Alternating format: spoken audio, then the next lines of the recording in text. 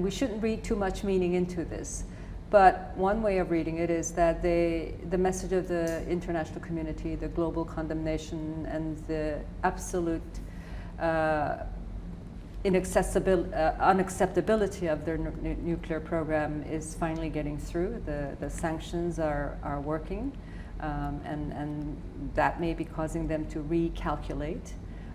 It could also mean that they are fine-tuning some technical aspects of what further provocations that might have up their sleeves. So, but it's good that we have this period of no provocation.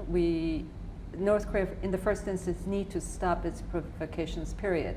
And we hope that this period continues. Otherwise, we will never enter into any kind of serious discussion about denuclearization.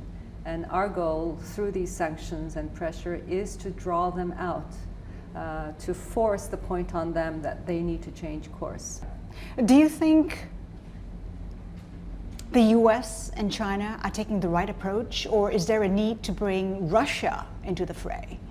Well, I think they're all very important part. Certainly China, Russia, and the US are all members of the Security Council, permanent members. They write these sanctions, and they have a primary responsibility to not only implement the sanctions, but to ensure that these challenges to global peace and security are dealt with.